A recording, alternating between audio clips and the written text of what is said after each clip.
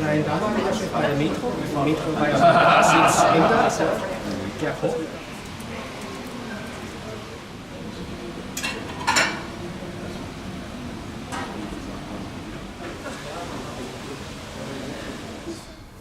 I think, or we believe, that this kind of policy will not work. We think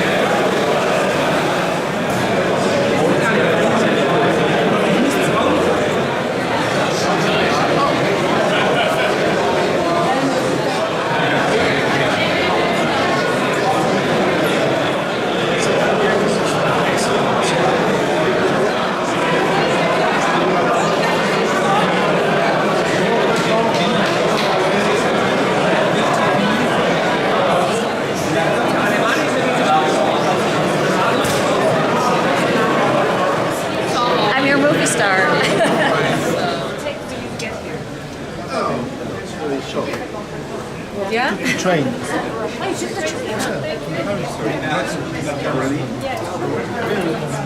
Yes, everyone. Okay. Good luck.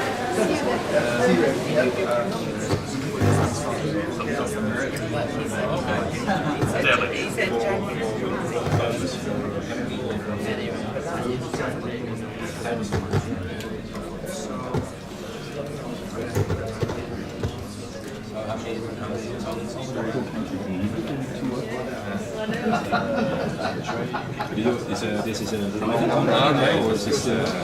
the summaries, the back conclusions, which are the summary documents, they are really, we call it secondary legislation, because after being voted in the committee, they are adopted by the Commission, and then the authorities in the member states, they have to take reference from there. And when, for example, when they set the emission limit values for industrial installations, they have to take the limit values from the BAT conclusions.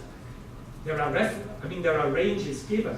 So there is, of course, there are other aspects to be considered, like the precise technology that is available, if it's a new or existing plant, etc. So there's some room of freedom for the authorities, but within the ranges, in principle. So the work is certainly extremely relevant. I think I'll invite you to take a seat and invite back the rest of our previous speakers. Introduce our final new face for the day, who I'll give the floor first, perhaps, to give us some thoughts, since you haven't had a chance to present so far. Christophe Yvetot, he's also here from UNIDO. He's head of UNIDO's liaison office to the EU, the European Investment Bank, Belgium and Luxembourg. So you're wearing a lot of hats there. And as the director in charge of this office, so he basically works on cooperating with the EU in the areas of climate action and energy, but also circular economy and resource efficiency. And he's also a member of the European... It's almost everything I wanted to say, but thank you very much for this nice introduction, and thanks you to all for being here. I think it's very important to have this exchange, because I think innovation is a bit to think out of the box and accepting to listen to what others are saying and learning from others' experience. As a UNIDO Brussels office, we work with the European Commission, of course, and the European Parliament, but also with the industries. And we've been working in your competitors. But then you might think that you have a burden and that others don't have. But I could say through the experience, for example, of the PVC recently, that they started to move. It was not easy to bring the whole value chain into circular economy, but now that they've made lots of progress, now they have people, other industries from all over the world coming to their forum because they've really moved ahead. They've made progress in competitiveness, in quality, in developing maybe new. Or play that honest broker game as well. We could go between regulator and companies and say, hypothetically, what if, and then get an answer without the company having to stick its head above the parapet and say, I want to try something. So Cindy, you were asking what we would like to see in the what the commission should do, and I think one of the points that was raised and that is really important, I guess, for everybody here is to foster and to support innovation, maybe in technologies, maybe new business models. But I think that would be new industry, and now the next industrial revolution, it's meant to be about new technologies, artificial intelligence, 3D printing, it's all buzzwords that we've seen also in the first presentation of Catherine. So I think supporting new technologies would be a great thing to see there. Exactly, that's it. So it's better to think in that way so that one is looking at a circular economy in reality, which is you don't get anything new. We're not going to get any new meteorites coming in with vast amounts of new material like in Superman. We're not going to get that. We're just going to have to deal with what's under the soil and in the air.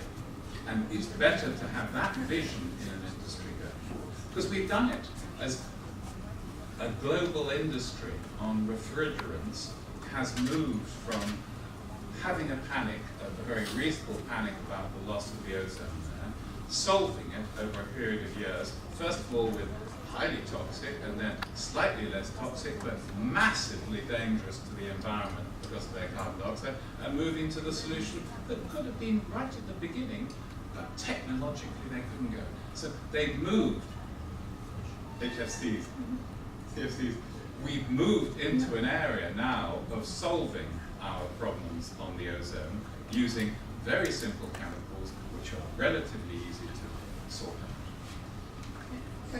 Ask the panel members about their thinking, about their thoughts, how to apply these concepts that they have presented to us to SALT. The other gentleman will just have you.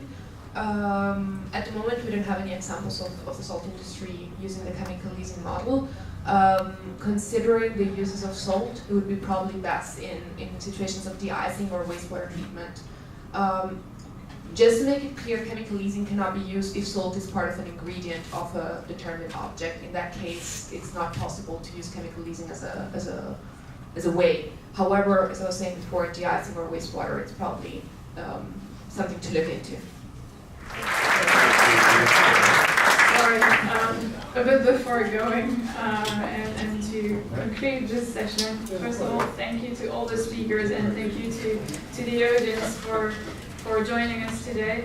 You shared very interesting and inspiring examples, and to answer also Mr. Sedivy's question, I think, and I agree with Niels, that it's up to the salt industry to find how circular economy applies to salt, and if it's not on the product, and maybe in other parts of the value chain. So thank you very much. We have a little token of gratitude for your participation, which is a little salt block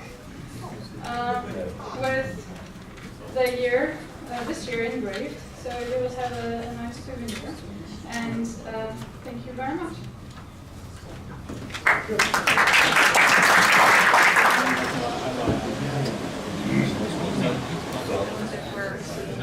All the way. Fantastic. Yeah. Good. Success. Thank you.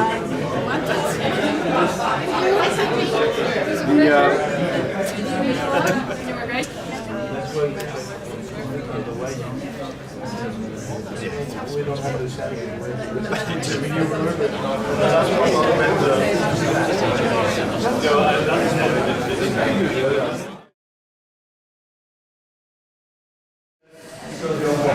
Yes, walking? Yeah, that's a long walk. back to the same place where we had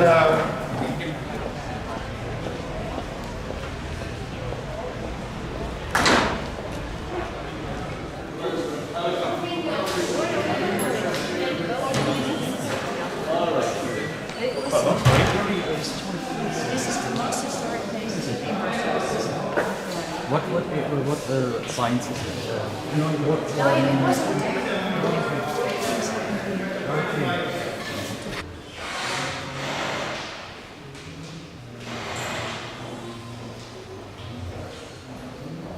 Can I just have your attention for not more than 20 minutes for me, and then for the next speaker 1 hour and a half, and then we will have the main meeting. But just very quickly to introduce indeed our next speaker. And before that, also a great thanking to all of you who participate.